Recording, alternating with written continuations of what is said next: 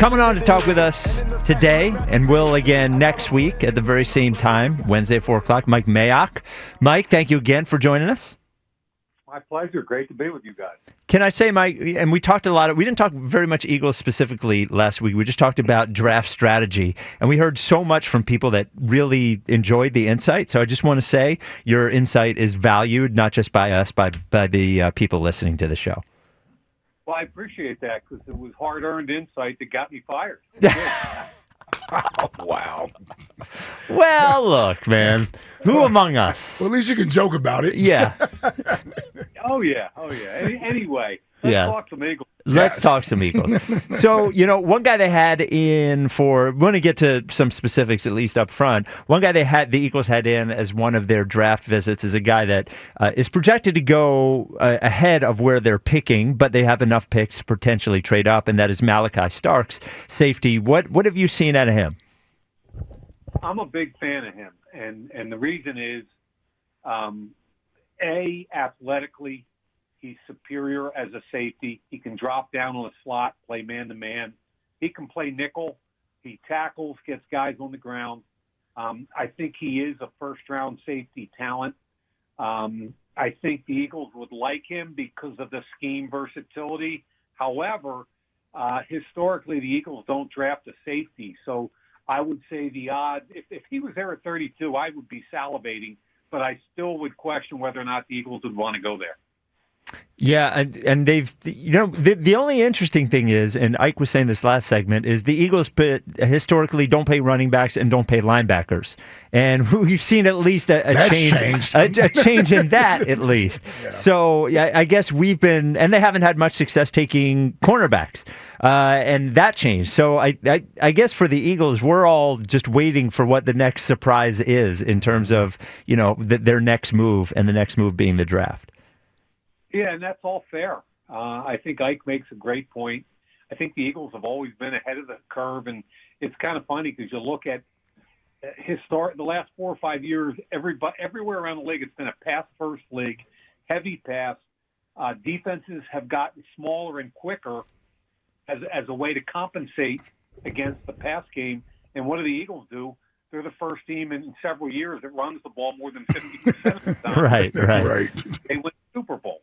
So it's really intriguing. We're looking at these different players, right, Mike? Last week we talked a lot about some of the edge rushers, some of the interior guys. Tight end wise, we're starting to hear the Eagles could possibly be interested in a tight end. It's supposed to be a deep draft for the tight ends. Jason Taylor's kid, supposed to be a guy who's a first round talent and could be available at the back end. I'm just running from a GM's perspective. If the talent is there, Mike, how much does that weigh against prioritizing a position? Right? In other words, if the talent is there at the position of tight end, this is a guy that we know is a first round talent, but you don't usually draft tight ends in the first round or what have you. Do you bypass that and just say the talent is just too good to pass up? Yeah, it's interesting because every year I do a rolling 5-year average of players that get drafted at each position. And the tight end position over the last 5 years, there's been an average of 0.60 that go in the first round. In other words, there have been 3 first-round tight ends in the last 5 years. And they were Brock Bowers, Dalton Kincaid, and Kyle Pitts. Okay? Mm-hmm. So historically, we haven't drafted a lot in the first round. However, in this year's case, I would tell you right now, point blank, every GM has in their back pocket, especially when you're picking late in a particular round, you've got to have a guy in your back pocket or two that you know is going to be there if your board gets obliterated at other positions, okay? Mm-hmm. So we can talk about edge and defensive tackle and corner all we want, but if Howie's board gets blown up, he needs a legitimate guy at 32, and I would tell you 2 tight ends are going to be gone, but the guy you brought up, Mason Taylor, I don't think is going in the first round, and I think he has big-time first-round ability. And I did a bunch of his tape. I mean, this guy is really, really interesting. He doesn't even turn 21 years old until May. Not only is he Jason Taylor's son, his uncle is Zach Thomas, another Hall of Famer. Okay, so he's got an uncle and a father in the NFL Hall of Fame. He's 6'5", 255. He's a 3-year starter coming out of the SEC, and he never blinked. I mean, as a freshman, he caught the game-winning pass against Alabama in the corner of the end zone, big-time catch. You know, the kid was barely 18 years old. He makes a play like that. He doesn't get a whole lot of love, and I'm not sure why. He can run at all 3 levels. He can get vertical. He's got really good hands. He runs good routes. What kind of blocker is he? He's a good blocker. He's not a great blocker. He's tough enough. I think he can be a full-time starter at the wide position, a 3-down starter. He can put his hand in the dirt and block, or he can move out wide. I really like this kid, and I think he's one of the guys Howie's got in his back pocket. Can I ask a stupid question? Run at 3 levels. What are those 3 levels? I assume horizontally, vertically. I don't know what the other one is. You're 1 for 2. Oh, well, okay. They're all vertical. It's just effectively level number 1 from the line of scrimmage is up to about 9 yards. Got it. Level 2 might be 10 to 17 or 18, and level 3 is pure vertical. Well, Mike, one thing you'll learn about me, I'm not going to stand here and act like I know something if I don't know it. And I sort of figure if I don't know, somebody else doesn't know. So I had to ask. Okay. I have a 2-part question about a player that we've heard about here in Philadelphia at a position of need as edge. So the first is just about the player, and then the second one, I guess, is more of a drafting philosophy about other stuff, and that is Mike Green from Marshall. So Mike Green from Marshall, as the player, what have you seen out of him?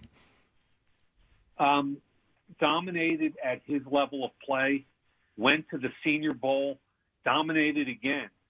I stood there and watched the O-line, D-line down in Mobile, about 10 feet away from where they're going at it.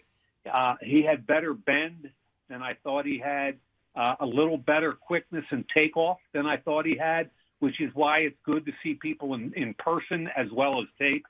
I was impressed with him at the Senior Bowl, and I went there kind of saying off tape, kind of maybe a late one, but I saw more as kind of a mid-2. And I came out of the Senior Bowl going, hey, he's a really good football player, and I think he's going to go somewhere in that 18 to 28 range.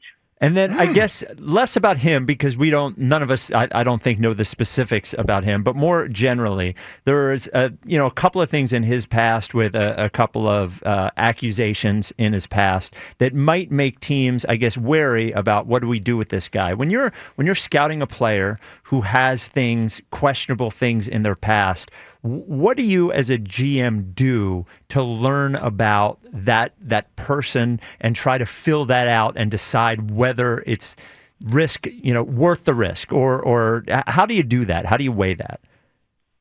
Yeah, you kind of have to get past just the 30-minute or 20-some minute interview at the combine, even the 30 visit in your building where you get a full day with him. You've got to get way beyond that. Every team in the league has security, okay? And security might be, for one team, walking the coach on the field and keeping them safe.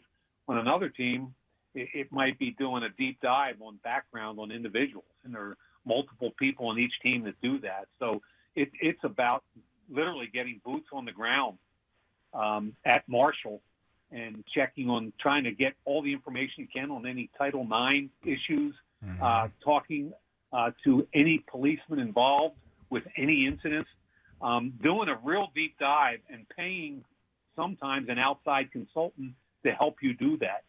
I think the Eagles are blessed with Big Dom, who can do a lot of that also. He can help spearhead some of that. So it's really critical to get as much information as you can get on a kid, because that's also often where your owner comes into play and wants to know about, hey, you're going to take a kid with a first-round pick, and is it going to come back and hurt our organization and me? I want to know about it. I want to know exactly what you have on the kid and what you don't. So you got to do a deep dive on these kids, and it goes way beyond just shaking their hands and saying hi and look him in the eye and say, hey, why did you do that? Man, that is such a intriguing sort of process, man. Because I know, Mike, going back a couple years ago when the Eagles were fortunate enough to get Jalen Carter, coming out in that draft, a lot of people felt like he was the most talented player in the draft, but he had some red flags there, I guess, and some teams didn't want to take that chance, and the Eagles do.